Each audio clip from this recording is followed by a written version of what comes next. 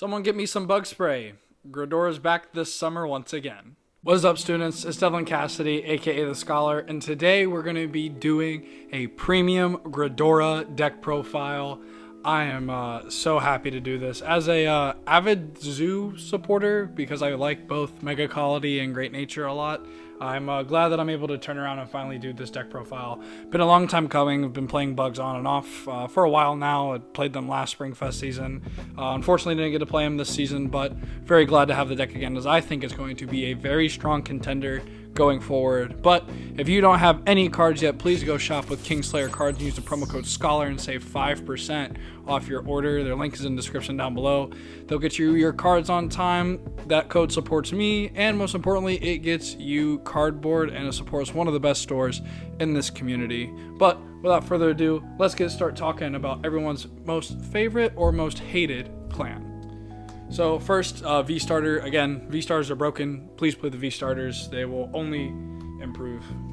Next, for the grade 3s, I am playing 4 copies of the V Gredora. So this deck really actually anchors into the cradle mechanic and playstyle, which is what V Gredora leans into as well. She is very good. So what essentially is you could try to create grade 2 game, and she has the ability to call a grade 3 out like her counterpart in the Stride version, and so that's where she actually has some strength there. But the really cool thing is that Counterblast 1 and Cradle 2 things, so you can actually ride up and force your opponent to be kind of in a disadvantage, and that's why I really like this card, is that it just will lock out your opponent's units, but not in the Link Joker way, which for those that are new to Megacolony and how this mechanic works is they make their another type of marker besides a protect, and it's called a cradle marker. And what it does is it essentially makes the unit a blank of whatever it is. It loses boost and intercept, it gets its original power reduced by its original power, and it loses all of its abilities and everything. So it just keeps its name and its grade, and that's it. And when they're retired, you as the Megacolony player can go search for any card with the matching grade of the unit retired, which is perfect because this lets us play some really toolboxy cards that really lock us in to have great success. And so this is where the deck leans into, and Gredora here really capitalizes off of letting us have a very solid ride up turn. Moving next into another grade 3, I play actually 1 copy of Darkface. Darkface here, I wanted a 5th ride target, to be honest. I really think that this card is very strong, especially in the mirror. Having 1 more really good re-ride against your opponent, A, is strong, but B, I like the fact that it's truly an on play. So if you go second, you can just ride this, discard a card, cradle something, and then stride. And so you're again being able to lock out your opponents more and more, because in a perfect world, you actually really want 3 cradles at all times on your opponent's board, so that way they just really have to give you cards while them honestly negging. So this card is great. Definitely I like the fact that we have another right target in the deck, and he can actually on rear guard retire a unit with a cradle marker on it and get 5k for each grade that card had. But most importantly, it just gets us more things to retire off the cradle marker, which is absolutely perfect. And then to wrap up for our final grade 3, I'm playing 2 copies of Helldemize. Helldemize is so good, such a phenomenal card. It is the free attack extension restander that Megacolony has access to. You will rest one of your opponent's rear guards and you will stand one of your own. So this allows you to have the 5 attack combo on the Gredora Stride turns. This lets you have the 5 attack combo on the ride up turns with Gredora. This card is phenomenally an all-star, and it says also for a continuous skill that all your opponent's rear guards in the back row with the same column as this unit do not stand during his or her stand phase. So you can actually pseudo lock out a booster if you ride up with this card, which is I think is pretty neat. So we love Helldemize, and definitely a card here to stay. I think he's better just because he's free, but we're going to get into a little section of the video of cards I don't play and why. Next, the card that made this deck playable. This is 4 copies of Charming Mutant Sweet Cocktail. So this is a retrain, but this card is an all-star. So let me show you what this does. This is when this unit is rode upon, you choose one of your opponent's rear guards and without a cradle marker, and you put a cradle marker on it. The big thing is all these cards, you can't like stack multiple cradles on one card. That would just kind of be broken, but very strong here skill, letting you essentially for your ride up turns, ride, cradle something, use Gredora's axial, cradle 2 more, and you have your magic 3 number. And I think this overall is really good, allowing you to have a bunch of different lines of play. The other thing too is that Gredora here has some lovely synergy as well, because when this is put to the Guardian Circle or attacks from rear guard, you Soul Blast 1. Your opponent may choose one of his stood rear guards, and you allow them the choice to either retire or not. And if they don't retire, you get to draw a card, and your front row gets plus 5k. And the reason this is huge that it says put is that this works when it intercepts, because put is different than placed. And when I reread this card and realized that it said not placed but put, I thought this card was value city. So this card is really good. I think this card single-handedly saved Megacolony for this format. Again, is another slight advantage engine. Really good synergy with the on place. The fact that you like going second, if you are on this, you can ride into Darkface and just go blink 2 cradle markers, go into Gredora, is so strong. So definitely the all-star card for Megacolony for sure. Next, I'm playing 3 copies of Stamping Red. This card is for a counterblast on place on Vanguard or rear. Choose one of your opponent's units and you put a cradle marker on it. If you didn't, so either if all their units have a cradle marker or they have no units, you get to draw a card. And the really powerful thing about this is that during your turn, if your opponent's rear guard has a cradle marker, and it gets plus 6k, so it becomes a 15k beat stick on its own, which during the stride turns, when you go into Megalantis and activate its flip effect, you are able to definitely get into some good mean plays, just like bullying a Vanguard that's like 2k or -8 or -7 is just perfect. So really good card, really good free value. We love Stamping Red. I know some lists were playing 4, but that's where I actually cut the 1 to put in the other Darkface, because I just think that extra ride target is just so key. And then lastly, this is just kind of to help fulfill our soul engine. Megacolony does have a slight soul issue, but this card is here to fix that, and this is Megacolony Battler S. The really cool thing about this card is you can like do a mini hand loop on your opponent, but this also just says when play, or if your opponent has no stood units, you can discard a card from your hand and call it to rear guard and soul charge 1. That's the really cool part, is that this is a recursive body and a soul charger for a discard, which sometimes you just need to do because you'll just run out of soul between like Gredora, Sweet Cocktail, your G guards. Like this card's so perfect. So we really like the fact that this is so good. So definitely you want to play Megacolony Battler S for your resource management engine. I do miss Garafa though. That's the one thing we'll talk about definitely too, is how that card is implemented into the list. But let's proceed to the grade 1s. For the grade 1s, playing 4 copies of Disturbance Mutant Morcioro. This card, of course, it's the misprint that says retire it. No, you only retire the card once. But this card is so good. This card lets you actually have a proactive game plan in Megacolony of retiring your opponent's units with a cradle marker on it, because this is essentially a search 2 depending on how you search. If you retire a grade 1, you can search for like a Brilliant Blister if your opponent has no stood units, which the Brilliant Blister will return to your hand from its own skill, but it also lets you search for another grade 1 from the Cradle. So this lets you call a card, but then your Cradle proc will search. So this is effectively will replace itself and lets you get another card, which I think is perfect. The most of the time the plays I do is just to set up to have another one. I'll search this off the Cradle and then call a Brilliant Blister if I need it, just because that way I can just continue to threaten to say, hey, I'm going to get more advantage the more Cradles I leave up. It's probably in your best interest to just kill them on your own. So that's how you can kind of like trick your opponent into maybe just giving you more cards. That's why I think that this card is really important, and definitely one of the reasons that this deck is very strong in combination with Sweet Cocktail. Then I got 3 copies of Little Darkus. Finding your grade 3s is important. Riding Gredora or Darkface is important. You never want to ride into Hell Demise or a Heal Guardian. So this guy here will be a little 13k booster and a searcher, and that's why he's here and here to stay. He is perfect. And then for our grade 1/grade 3, we are playing 3 copies of Mutant Gentleman High Class Moth. This is your countercharge engine. You will tuck a normal unit from your drop zone to the bottom of the deck. CC1, choose one of your opponent's rear guards, and it cannot intercept for the turn. But in Soul and in deck, it is regarded as a grade 3.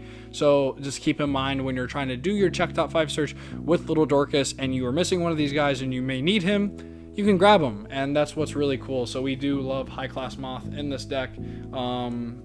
And yeah, he's one of the best resource engines this deck has, honestly. And then for another grade 1, we're playing 3 copies of V Brilliant Blister. Let me tell you, this is another all-star card for this clan. Brilliant Blister just does so much. It bounces to your hand, so it's a free booster. It stuns one of your opponent's rear guards when their vanguards rest for like the entire turn. So just if they're having like a combo game, like this is a blowout card against Great Nature. They have to play really weird. This is a blowout card sometimes against Novas. This card just overall is just so good in the right situations that you really just can lock some of your opponent's strategies out. Like against Nightmare Dolls, oh, you hit the Leslie. Oh, you hit this. It's like, it just turns off so much that they're just able to just really just be stuck. And that's why I really like this card. I think that this card is honestly maybe be the best card in the deck next to Sweet Cocktail. It's definitely a race now because this used to be just hands down the best card in Megacolony. But and there's a reason this guy's like $3 is because he's just so good. So we really love Brilliant Blister and all the amazing things you can do. And also too, when it bounces back to your hand, if you have 6 cards, because once it checks once he's in the hand, if you have 6 cards, you can soul last one and draw another card. So just again, more free advantage, just so that way you have his discard cost, and he's so good. And then kind of we do our little cradle package here. So first, like to start off with Elementaria. Being able to search this is absolutely broken in Premium, and the fact that Megacolony is one of the clans that can do it is perfect. So definitely want to play Elementaria. It's a free PG. There's no reason you should not run this in Cradle because it says card. It doesn't say unit, so you can just be like, oh, I retired a grade 1. I'm going to go search Elementaria. If like I wrote up, because then I'm going to try to tank for their stride turn, stride Gredora, lock them out of the game, and then I grind them out and win the game. That's kind of how this deck kind of plays. And then both of these cards serve the same purpose. I'm going to show them here. This is OG Brilliant Blister and Bikun. These are for restanding Vanguards because most of the time restanding Vanguard decks really do not care what Gredora does, because Gredora just shuts down rear guards. Even though she shuts down the whole board, cards like Overlord, cards like other things just can turn off. This is really good too, like a blowout against a red clan. Like you can guard this, because I've had sometimes where I guard with this, they check OT and they physically can't restand their Vanguard. It is so funny. It's just like, okay, cool, I have PG Brilliant if they're gonna try to like get another restand, and then they're just like, they just activate the over trigger, and I'm just like, okay, cool, I guarded with it. But good guard numbers here, like that happened against Overlord one time and some stuff. But yeah, Bikun also here for like, it works for replaced Vanguard, so decks like NLK, I'm trying to think of what else does like the reappear, Raging Form, things like that. This just checks for the amount of times the Vanguard has swung. And the cool thing about Bikun is that sometimes your opponents will call triggers against this deck, just so that way when you cradle them and retire them, you have to search grade 0s. And most of the time that's triggers, but with Bikun, that's not. And so you can actually go search a free 10k shield slot that you have allocated to this deck, and that's what makes it really perfect. You may be noticing though that there's one card not here, and I would actually love to play a Rollick. I just don't have a 5th. I could slide it in here, take it out of my Great Nature collection, because I think actually playing a Rollick may be correct, just for in the sake of the grade 2 game, which you can definitely cut the Brilliant Blister for, or cut something else. But yeah, it's just really player preference then at that point. But yeah, these cards are really good for the Vanguard centric decks of just letting you be able to live and stabilize. On to triggers, we're playing 4 copies of the Stride Crit. You want to play these. There's no reason why you shouldn't be playing these, because being able to stride into Gredora means that you are winning the game. 4 copies of the Into Soul Crits. These will be replaced with the damage check triggers from History Collection, just because those will check to see Gredora's Dark Face name, but they also are draw triggers defensively, which is one thing that Megacolony lacks, and what made Order Colony last year so powerful was that insane advantage engine. Sure, Megacolony has a proactive game plan, and they're actually going to gain some advantage with the cradle markers, but they just need a little more help on the draw power side. So, but these for now are good because they also go to Soul before we get our better crits. Then I'm playing 3 copies of Paralyzed Madonna, just for that same thing though, like not only the defensive check, but also just you just have more PGs now. I don't think those original PGs that required you to be on Dark Face are good, because if your opponent can ride up, then they can truly threaten to kill you, because if you play the Dark Face PGs, they don't work. Like, you have no grade 2 that has Dark Face in its name, so you just straight up die. But this is why that she is really, really good. Next, we play 4 Heal Guardians. I may end up playing one of the resource heal when they come out. They are so good, and I'm really thankful that they reprinted them and gave them the buff, just because, you know, again, a little more resource just to being able to help either just soul charge or counter charge is just perfect. But these are really good just so that way you don't get rushed out of the game. If you guys proceed into a grade 2 game, you get kind of pushed a little bit, then they can just ride up and kill you. Not the best way. And then of course, you love them, you hate them, the OT. Please ban these, but again, I love the fact that Stoicheia kind of has like one of the coolest ones inside that Omni trigger. Next, for the G Zone, I'm playing 4 copies of the tried and true girl Gredora. Man, this card is broken. It actually has me kind of just thinking, like, I don't know how this card really dodged the ban list. This turns off G Guardians into so much, it's like so many decks that strides now have been printed in a really weird niche way to get around this card. Like, the last 2 gold paladin strides dodge Gredora. If you don't believe me, look it up. They have a restander and the Brambant calls from hand. Golds was tired of getting shut down by this card. There were other clans too that just kind of had the same thing of just where they rely like steadily on the hand or on a restand. And so this is how kind of like Gredora just kind of got turned off. That's why like the Karkaw in Premium Collection 2022 was important for Luard and decks like that. Just because of how blowout of a card this is, saying, hey, look, you're now going to need a grade 3 every turn to re-ride to actually have your Vanguard stood. Your rear guards are still going to be locked out. So like pretty much when you stride this card, you win the game. And then it's attack extension skill just to call the Hell Demise from deck, and then Hell Demise will stand something. Just guarantees you 5 attacks every turn. It's just super strong. So we love Gredora, and she just puts in so much work. Then I'm playing 3 Megalantis. I think I'm going to cut this down to 2 and probably play our next stride here. But for those that don't know what this does, this is our Premium Collection 2022 stride for Megas. And it essentially will either let you countercharge and retire stuff with cradle markers on it if your opponent leaves the cradle units as stood, which most of the time they will because they don't have boost. Although, its really powerful skill is being able to neg your opponent's board or neg your opponent's Vanguard by 10k if you can't retire for the CB. And that's just with a really strong skill of it, just being able to CB1, slurp up a rear guard into soul, so this gives you soul. This card is just an all-star, but definitely you only really activate 2 at most in a turn, so that's where I think you could cut this copy and transition it into maybe our next stride. Our next stride is 2 copies of Ob Tyrandus. This card is an all-star. Most of the time, people think this deck is like very helmet spam Gredora, you win. No, if your opponent doesn't call a board and you're at GB2, man, you shotgun this. CB2 discard a card, which if with a high class moth board, it just becomes a CB1. This card is so ridiculously clutch. Being saying, hey, yeah, you can't call rear guard, so hope you have a Vanguard or a stride that does something. It's just super powerful. And I kind of have missed out on the 3rd sometimes. Like the Gredora was enough to get it done, but I think that honestly, I'd rather cut another Megalantis to have the 3rd copy. Just so that way I'm like, I have a couple different options.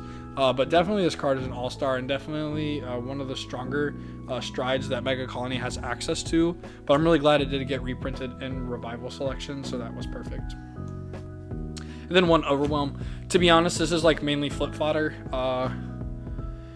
It does have some application, but I just like to have it if it comes up in the necessity. On to G Guards. We are playing 2 copies of the Kraul. The fact that this gets 30k for a Soul Blast and then your opponent has to like neg the shield down is crazy. Like this is a 45k shield. This is almost always a 1-card guard, which is just absolutely crazy to me that they gave that type of G guard to Megacolony. But I'm so glad they did, because we did need the defensive help because most of our G guards are kind of lackluster, but this guy's perfect. So for those that don't know, he's Soul Blast 1, he gets plus 30,000 shield, and then your opponent can rest a rear guard, and for every 1 they rest, this gets negative 10k shield. So essentially they'd have to like rest their board, and then cool, this becomes a 5k shield, but they've stopped majority of their attacks, which is kind of huge. Next is a 1 copy of Morphosian. This is just a free G guard, free 25k shield most of the time. It's when your opponent's stood rear guards are 2 or less, he just gets a free 10k shield, so little bug boy is good. I'm playing 1 copy of Gristfort. This is a blowout card against like certain decks, again like Novas and Mura and Bermuda sometimes, actually, and Great Nature. Like, there's things like that. Stuff that needs boosters or to be boosted. Yeah, when their Vanguard swings, you can just guard with Gristfort and go, yeah, turn off, and just win the game. That's just because, like, you just turn off all their on-boost skills and, like, yeah, Gristfort. For decks that aren't playing Gristfort, I think you guys are being, like, severely misled. I think this card still has relevance, even though it's not as prevalent anymore, not, like, as a broken of a G-Guard. This card is still very strong, and you should definitely still be playing it because the situations that it does come up in still come up. And then finally, I'm actually playing 2 Relish Lady. This is, like, a 2-for-1 card with Sweet Cocktail. This card is, like, very strong in conjunction with this card, just being able to flip, and then you get your ability to do all the other plays.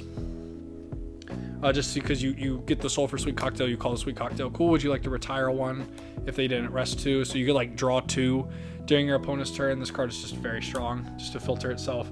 Although, my one concern is that I'm lacking a finisher, so in all reality, I just may straight up just cut 1 for a Zoa.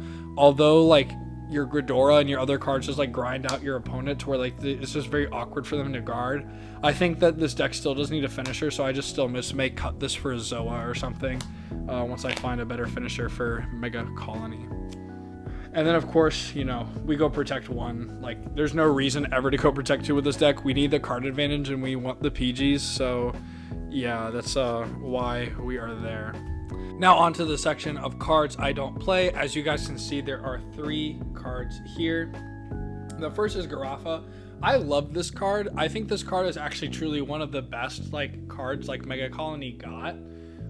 But Sweet Cocktail just kind of grinds out its advantage a little more, and there's not really space for it because Sweet Cocktail combos with your Cradle mechanic and other things, so you just really want to be able to just be able to capitalize on this more.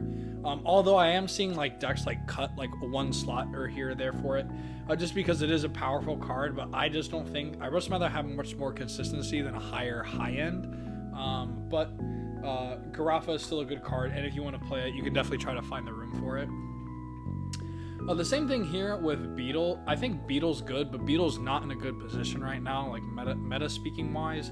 Sure, it's a free card, but the fact that you had to actively rest one of your own rear guards, just as it kind of feels bad. But I do like the fact that you're able to kind of just turn off like weird decks like Regalia and stuff with this, but I just don't think there's enough of those wacky decks this format to warrant you playing this, so that's why he's not here.